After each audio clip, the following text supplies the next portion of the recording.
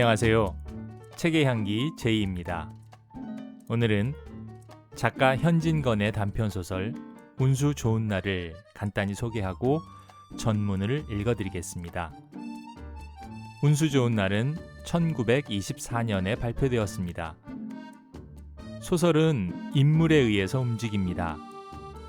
그런데 그 인물들 간의 관계를 만들고 관계로 인한 사건의 전제가 되는 배경, 즉 시대와 장소를 알게 되면 소설의 재미와 맛을 더욱 깊게 느끼고 음미할 수 있습니다. 1920년대는 일제 강점기였지요. 하지만 소설에서는 일본에 대한 이야기는 한마디도 나오지 않습니다. 그런데 오히려 그것이 소설의 제목이 주는 아이러니처럼 일제 강점기에 우리 민족의 삶의 아픔을 절절하게 느끼게 해줍니다. 그러니까 지금부터 약 100년 전의 이야기입니다. 100년 동안 참 많은 것이 변했습니다. 따라서 현재가 아니라 100년 전의 사회를 배경으로 인물을 보아야 그들의 행동과 말을 이해할 수 있습니다.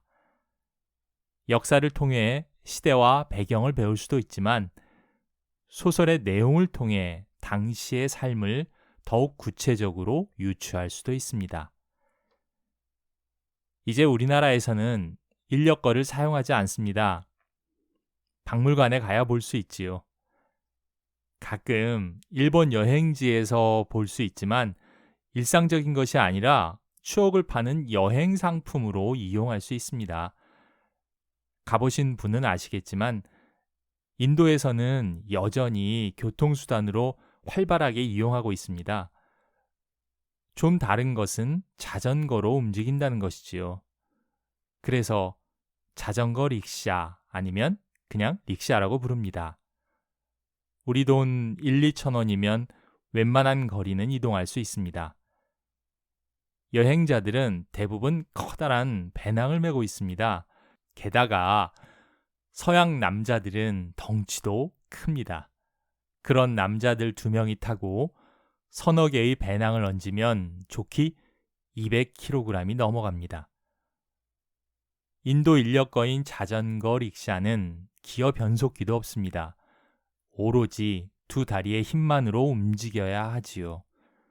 그 모습을 보고 있으면 그네들의 삶의 무게가 가슴으로 파고듭니다. 그런데 김첨지의 인력거는 자전거도 아니고 2 다리로만 움직입니다. 사람과 짐의 무게는 가감없이 온몸에 고스란히 전달되었을 것입니다. 당시의 길은 오늘날과 같은 포장도로가 아니었습니다. 비가 오면 질퍽거려서 인력거 바퀴가 진창에 빠지기도 했을 것입니다. 그런 진창길을 비를 맞으며 달려야 했고 도착하면 굽신거리기도 해야 했습니다. 그나마 그런 일도 없어서 대부분의 날은 굶주려야 했습니다.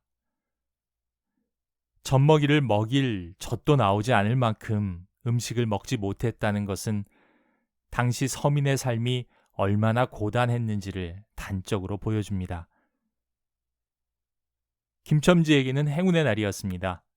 김첨지는 그날 30원을 벌었다고 허세를 부렸지만 실제로는 3원 정도를 벌었습니다.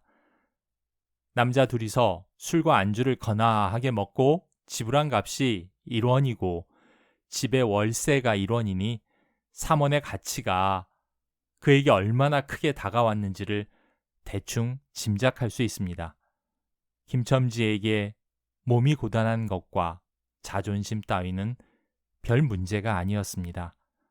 더욱 중요한 가족의 생존이 눈앞에 있었으니까요. 이제 김첨지는 가족의 생명을 연장할 수 있는 돈을 벌었습니다. 정말로 그날은 운수 좋은 날이었습니다. 김첨지가 사가지고 간 설렁탕은 아내의 목숨을 며칠 더 연장할 수 있는 생명수였던 것입니다.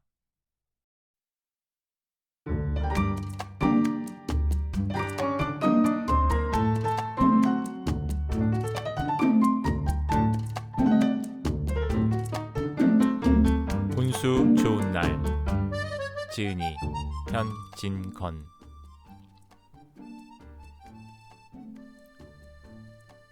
새침하게 흐린 품이 눈이 올 듯하더니 눈은 아니 오고 얼다가만 비가 추적추적 내리는 날이었다. 이날이야말로 동소문 안에서 인력 거꾼 노릇을 한 김첨지에게는 오래간만에도 닥친 운수 좋은 날이었다. 문 안에 들어간답시는 앞집 마마님을 전찻길까지 모셔다 드린 것을 비롯으로 행여나 손님이 있을까 하고 정류장에서 어정어정하며 내리는 사람 하나하나에게 거의 비는 듯한 눈결을 보내고 있다가 마침내 교원인 듯한 양복쟁이를 동광학교까지 태워다 주기로 되었다.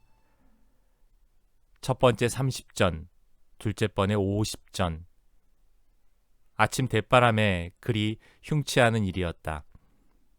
그야말로 재수가 옴붙어서 근 열흘 동안 돈 구경도 못한 김첨지는 10전짜리 백동화 서푼 또는 5푼이 찰칵하고 손바닥에 떨어질 때 거의 눈물을 흘릴 만큼 기뻤었다. 더구나 이날 이때에 이 80전이라는 돈이 그에게 얼마나 유용한지 몰랐다. 컬컬한 목에 모주 한 잔도 적실 수 있거니와 그보다도 앓는 아내에게 설렁탕 한 그릇도 사다 줄 수 있습니다. 그의 아내가 기침으로 쿨룩거리기는 벌써 달포가 넘었다. 조밥도 굶기를 먹다시피 하는 형편이니 물론 약한 첩 써본 일이 없다. 구태여 쓰려면 못 쓸 바도 아니로되 그는 병이란 놈에게 약을 주어 보내면 재미를 붙여서 자꾸 온다는 자기의 신조에 어디까지 충실하였다.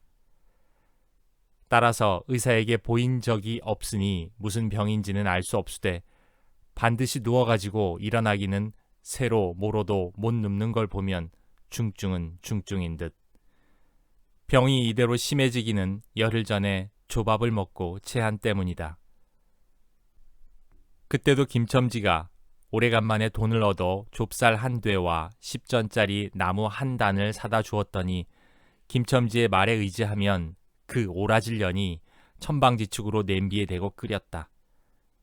마음은 급하고 불길은 달지 않아 채 익지도 않은 것을 그 오라질 년이 숟가락은 고만두고 손으로 움켜서 두 뺨에 주먹덩이같이 혹이 붉어지도록 누가 빼앗을 듯이 처박질하더니만 그날 저녁부터 가슴이 땡긴다, 배가 캥긴다고 눈을 흡뜨고 질랄병을 하였다. 그때 김첨지는 열화와 같이 성을 내며 에이, 오라질년. 조랑복은 할 수 없어. 못 먹어 병, 먹어서 병. 어쩌란 말이야. 왜 눈을 바로 뜨지 못해? 하고 앓는 이의 뺨을 한번 후려 갈겼다. 흡든 눈은 조금 바루어졌건만 이슬이 맺히었다. 김첨지의 눈시울도 뜨끈뜨끈하였다. 이 환자가 그러고도 먹을 때는 물리지 않았다.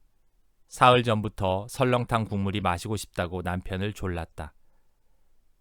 이런 오라질년. 조밥도 못 먹는 년이 설렁탕은 또 처먹고 지랄병을 하게. 라고 야단을 쳐보았건만 못 사주는 마음이 시원치는 않았다. 이제 설렁탕을 사줄 수도 있다. 앓는 어미 곁에서 배고파 보채는 3살 먹이 개똥이에게 죽을 사줄 수도 있다. 80전을 손에 쥔 김첨지의 마음은 푼푼하였다. 그러나 그의 행운은 그걸로 그치지 않았다. 땀과 빗물이 섞여 흐르는 목덜미를 기름주머니가 다 된 외목 수건으로 닦으며 그 학교 문을 돌아 나올 때였다. 뒤에서 이혁거! 하고 부르는 소리가 난다.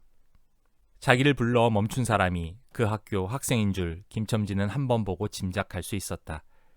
그 학생은 다짜고짜로 남대문 정거장까지 얼마요? 라고 물었다. 아마도 그 학교 기숙사에 있는 이로 동기 방학을 이용하여 귀향하려 함이리라.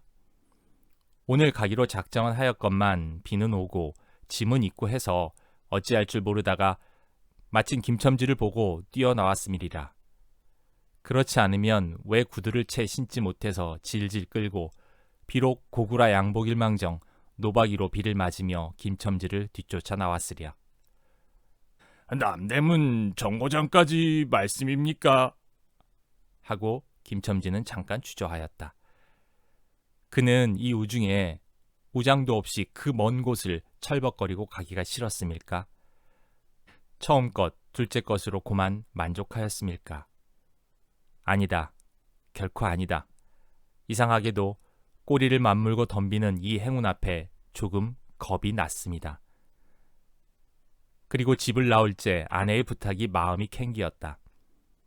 앞집 마마님한테서 부르러 왔을 때 병이는 뼈만 남은 얼굴에 유일의 샘물 같은 유달리 크고 움푹한 눈에 애걸하는 빛을 띄우며 오늘은 나가지 말아요.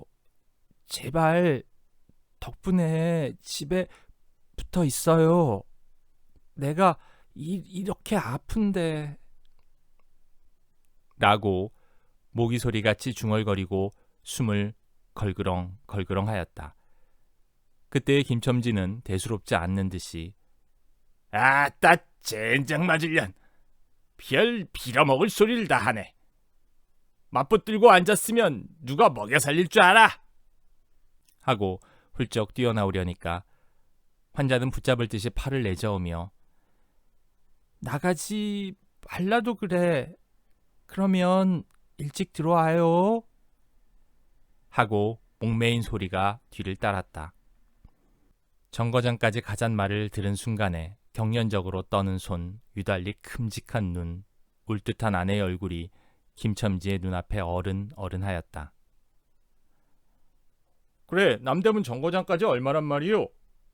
하고 학생은 초조한 듯이 인력거꾼의 얼굴을 바라보며 혼잣말같이 인천차가 11점에 있고 그 다음에는 새로 2점이든가? 라고 중얼거린다. 1원 50점만 줍시오. 이 말이 저도 모를 사이에 불쑥 김첨지의 입에서 떨어졌다. 제 입으로 부르고도 스스로 그 엄청난 돈 액수에 놀랐다. 한꺼번에 이런 금액을 불러라도 본 지가 그 얼마만인가. 그러자 그 돈 벌 용기가 병자에 대한 염려를 사르고 말았다. 설마 오늘 내로 어떠랴 싶었다. 무슨 일이 있더라도 제1, 제2의 행운을 곱친 것보다도 오히려 갑절이 많은 이 행운을 놓칠 수 없다 하였다. 1원 50전은 너무 과한데. 이런 말을 하며 학생은 고개를 갸웃하였다. 아니오시다. 이수로 치면 여기서 저기가 시오리가 넘는답니다. 또 이런 진날은 좀 더 주셔야지요.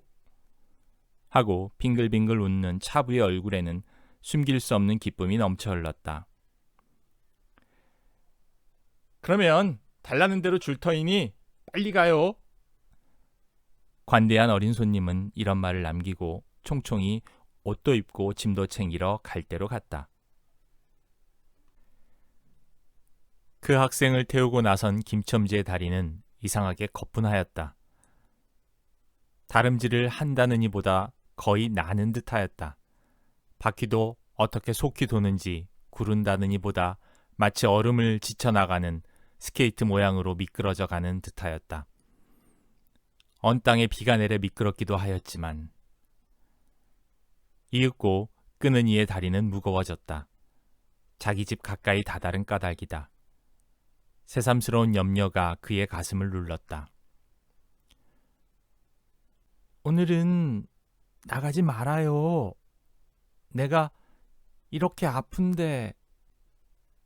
이런 말이 잉잉 그의 귀에 울렸다.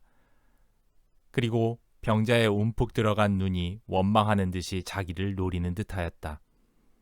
그러자 엉엉하고 우는 개똥이의 곡성을 들은 듯 싶다.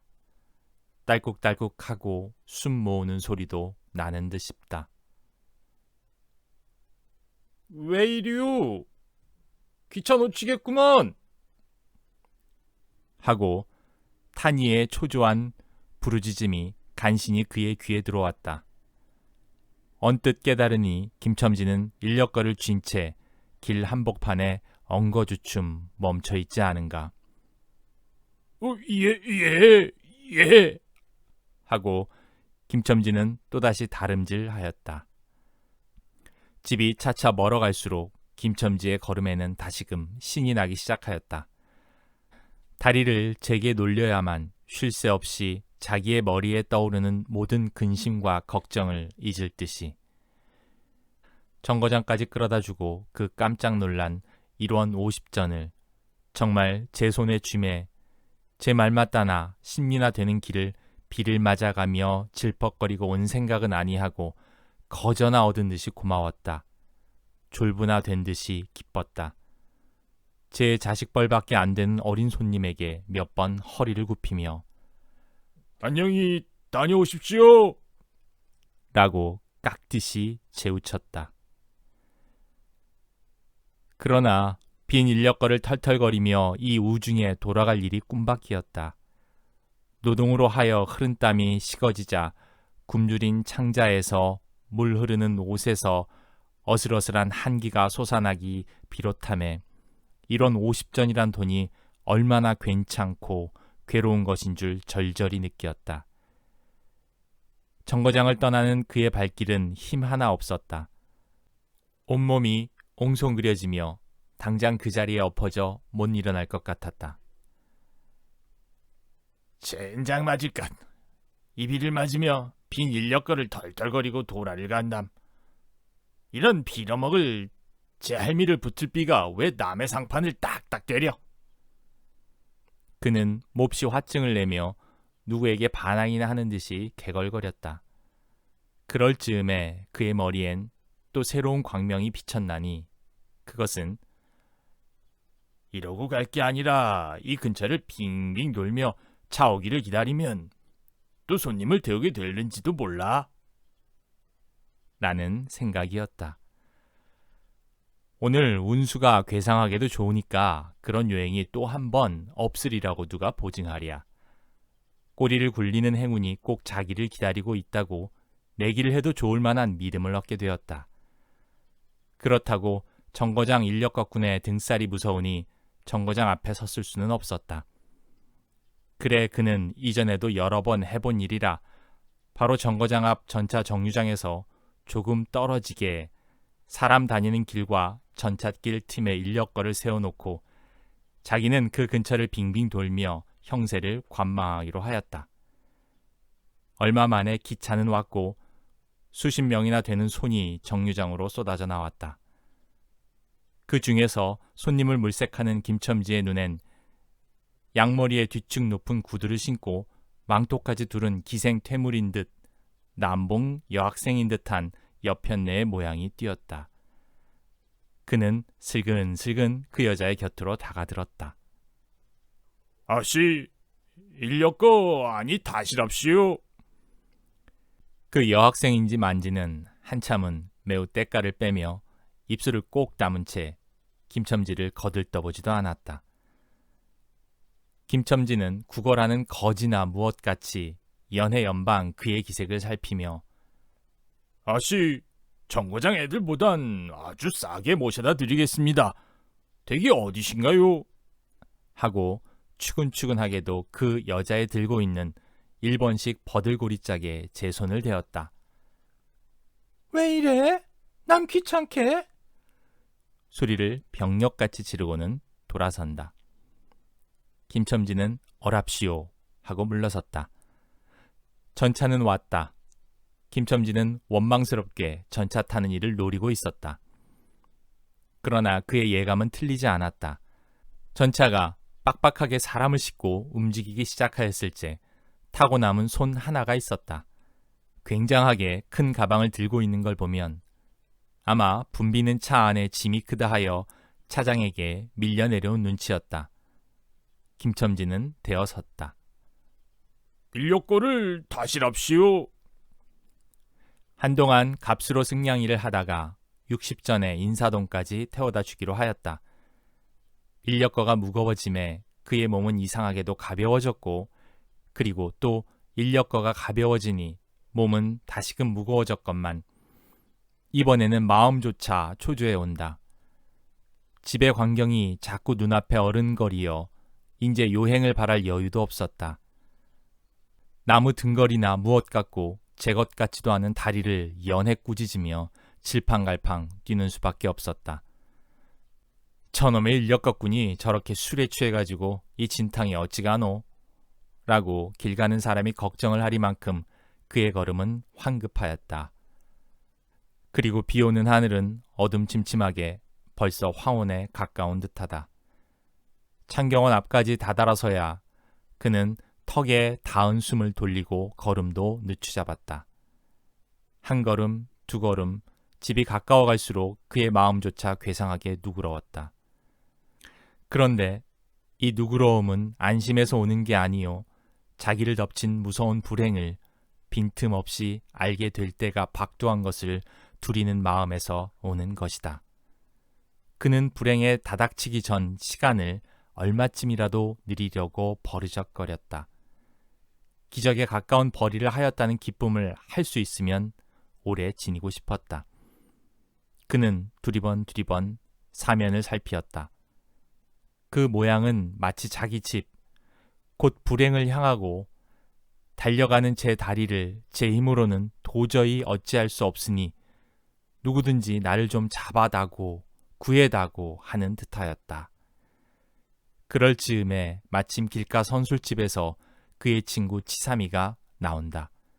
그의 우글우글 살찐 얼굴에 주홍이 덧는 듯 온 턱과 뺨을 시커멓게 구렛나룻이 덮였거늘 노릇탱탱한 얼굴이 바짝 말라서 여기저기 고랑이 패고 수염도 이때야 턱 밑에만 마치 솔잎송이를 거꾸로 붙여놓은 듯한 김첨지의 풍채하고는 기이한 대상을 짓고 있었다. 여보게, 김첨지, 자네 문 안 들어갔다가 오는 모양일세 그려. 돈 많이 벌었을 테니 한 잔 말리게. 뚱뚱보는 말라깽이를 보던 맛에 부르짖었다.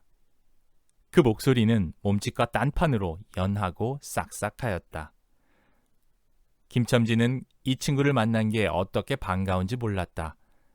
자기를 살려준 은인이나 무엇같이 고맙기도 하였다. 자네는 벌써 한잔한 모양일세 그려. 자네도 오늘 재미가 좋아 보이. 하고 김첨지는 얼굴을 펴서 웃었다. 아따, 재미 안 좋다고 술 못 먹을 랭가? 그런데 여보게, 자네 왼몸이 어째 물독에 빠진 쇠양지 같은가? 이리 어서 들어와 말리게. 선술집은 훈훈하고 뜨뜻하였다. 추어탕을 끓이는 솥뚜껑을 열 적마다 뭉게뭉게 떠오르는 흰김, 석쇠에서 뻐지짓 구워지는 너비 안이 구이며 제육이며 간이며 콩팥이며 북어며 빈대떡. 그런 것들이 너저분하게 늘어놓인 안주 탁자에 김첨지는 갑자기 속이 쓰려서 견딜 수 없었다. 마음대로 할 양이면 거기 있는 모든 먹음먹이를 모조리 깡그리 집어삼켜도 시원치 않았다 하되 배고픈 이는 우선 분량 많은 빈대떡 2개를 쪼이기도 하고 추어탕을 한 그릇 청하였다. 줄인 창자는 음식 맛을 보더니 더욱더욱 비어지며 자꾸자꾸 드리라 하였다. 순식간에 두부와 밑꿀이 든 국 한 그릇을 그냥 물같이 들이켜고 말았다. 셋째 그릇을 받아들었을째 데우던 막걸리 곱빼기 2잔이 더웠다. 치삼이와 같이 마시자 원원이 비었던 속이라 찌르르 하고 창자에 퍼지며 얼굴이 화끈하였다. 눌러 곱빼기 한 잔을 또 마셨다. 김첨지의 눈은 벌써 개개에 풀리기 시작하였다.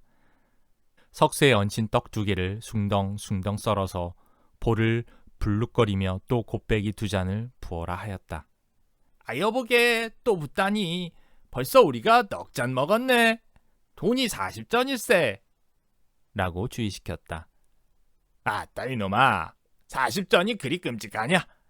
오늘 내가 돈을 막 벌었어. 참, 오늘 운수가 좋았느니. 그래? 얼마를 벌었단 말인가? 30원을 벌었어.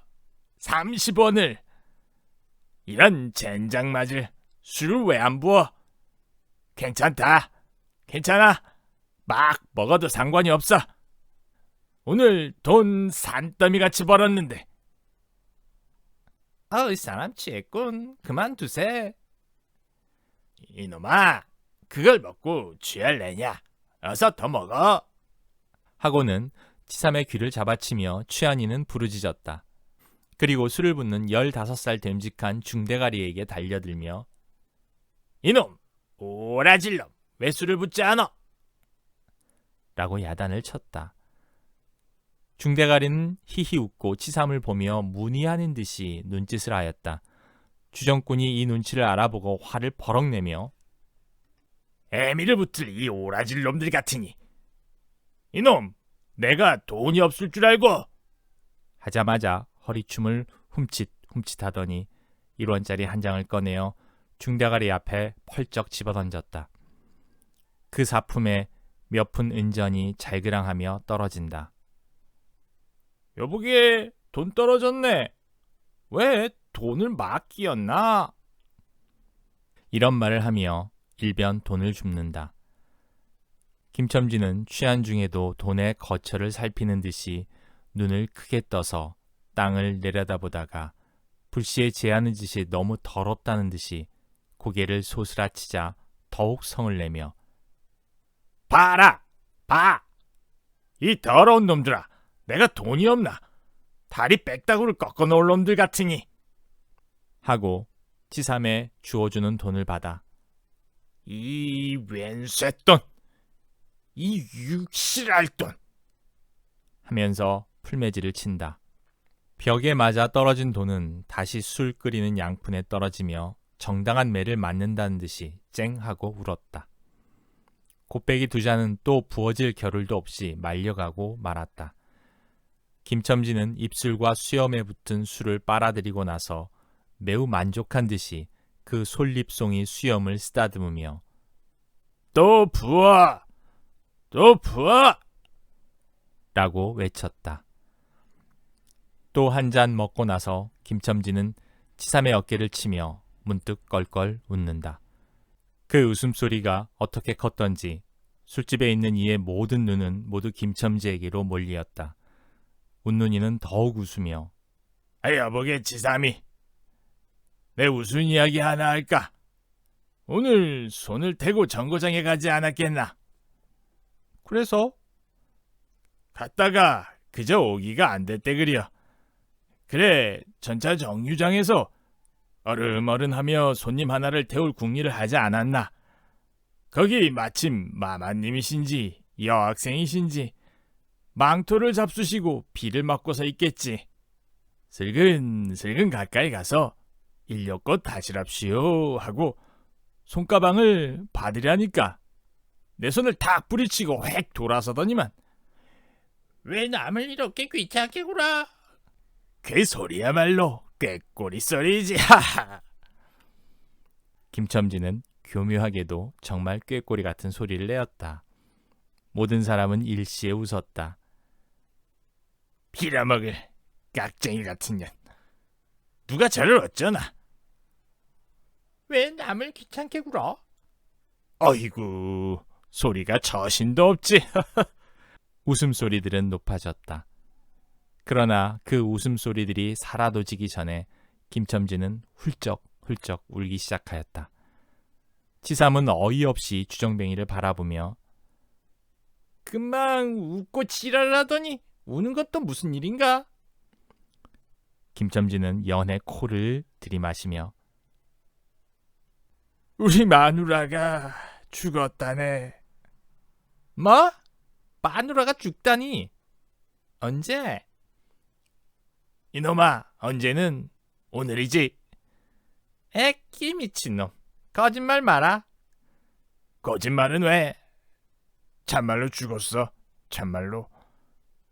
마누라 시체를 집에 뻗들쳐 놓고 내가 술을 먹다니. 내가 죽일 놈이야. 죽일 놈이야. 하고 김첨지는 엉엉 소리를 내어 운다. 치삼은 흥이 조금 깨어지는 얼굴로 와, 이 사람이 참말을 하나 거짓말을 하나. 그러면 집으로 가세. 가. 하고 운운이의 팔을 잡아당겼다. 치삼의 끄는 손을 뿌리치더니 김첨지는 눈물이 글썽글썽한 눈으로 싱그레 웃는다. 쥐끼는 누가 죽어? 하고 득이가 양양. 쥐끼는 왜 죽어? 생때같이 살아만 있단다. 그 오라질 년이 밥을 죽이지. 이제 나한테 쏘갔다. 하고 어린애 모양으로 손뼉을 치며 웃는다. 이 사람이 정말 미쳤단 말인가? 나도 아주 멋낸가 앓는다는 소리는 들었는데. 하고 치삼이도 어느 불안을 느끼는 듯이 김첨지에게 또 돌아가라고 권하였다. 안 죽었어. 안 죽었대도 그래. 김첨지는 화증을 내며 확신 있게 소리를 질렀으되 그 소리엔 안 죽은 것을 믿으려고 애쓰는 가락이 있었다. 기어이 1원어치를 채워서 곱빼기 한 잔씩 더 먹고 나왔다. 구준비는 의연히 추적추적 내린다. 김첨지는 취중에도 설렁탕을 사가지고 집에 다다랐다. 집이라 해도 물론 셋집이요. 또 집 전체를 세든 게 아니라 안과 뚝 떨어진 행랑방 한 칸을 빌려든 것인데 물을 길어대고 한 달에 1원씩 내는 터이다. 만일 김첨지가 주기를 띄지 않았던들 한 발을 대문에 들여놓았을째 그곳을 지배하는 무시무시한 정적. 폭풍우가 지나간 뒤에 바다 같은 정적에 다리가 떨렸으리라. 쿨룩거리는 기침소리도 들을 수 없다. 그르렁거리는 숨소리조차 들을 수 없다. 다만 이 무덤 같은 침묵을 깨뜨린다니보다는 한층 더 침묵을 깊게 하고 불길하게 하는 빡빡하는 그윽한 소리, 어린애의 젖바는 소리가 날 뿐이다. 만일 청각이 예민하니 같으면 그 빡빡 소리는 빨따름이요 꿀꺽꿀꺽하고 젖 넘어가는 소리가 없으니 빈 젖을 빤다는 것도 짐작할는지 모르리라. 혹은 김첨지도 이 불길한 침묵을 짐작했는지도 모른다. 그렇지 않으면 대문에 들어서자마자 전에 없이 이 난장 맞을 년. 남편이 들어오는데 나와보지도 않아. 이 오라질 년. 이라고 고함을 친 게 수상하다. 이 고함이야말로 제 몸을 엄습해오는 무시무시한 징을 쫓아버리려는 허장성세인 까닭이다. 하여간 김첨지는 방문을 왈칵 열었다. 구역을 나게 하는 축이, 떨어진 사짜리 밑에서 나온 먼지내, 빨지 않은 기저귀에서 나는 똥내와 오줌내, 가지각색 때가 켜켜이 앉은 옷내, 병인의 땀 썩은 내가 섞인 축이가 무딘 김첨지의 코를 찔렀다. 방 안에 들어서며 설렁탕을 한 구석에 놓을 사이도 없이 주정꾼은 목청을 있는 대로 다 내어 호통을 쳤다. 이런 오라질 년. 쥐야장천 누워만 있으면 제일이야? 남편이 와도 일어나질 못해. 나는 소리와 함께 발길로 누운 이의 다리를 몹시 찼다. 그러나 발길에 채이는 건 사람의 살이 아니고 나무 등골과 같은 느낌이 있었다. 이때 빽빽 소리가 응아 소리로 변하였다. 개똥이가 물었던 젖을 빼어놓고 운다. 운대도 온 얼굴을 찡그려 붙여서 운다는 표정을 할 뿐이다. 응아 소리도 입에서 나는 게 아니고 마치 뱃속에서 나는 듯하였다. 울다가 목이 잠겼고 또 울 기운조차 시진한 것 같다. 발로 차도 그 보람이 없는 걸 보자 남편은 아내의 머리맡으로 달려들어 그야말로 까치집 같은 환자의 머리를 꺼들어 흔들며 이년아, 말을 해. 말을. 입이 붙었어. 이 오라질 년. 이것 봐라. 아무 말이 없네. 이년아, 죽었단 말이야. 왜 말이 없어?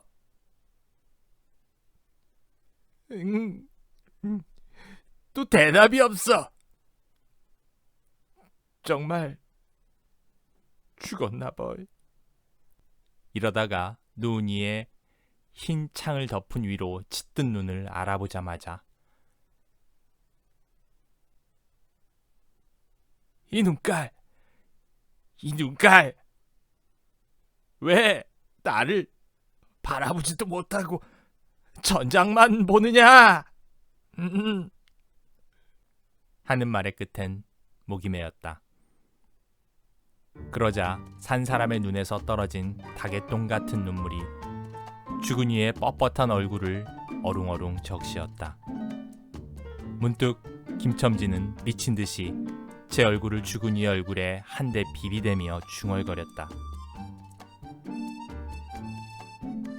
쌀렁탕을 사다 놓았는데 왜 먹지를 못해? 왜 먹지를 못하니? 계산하게도 오늘은 운수가 좋더니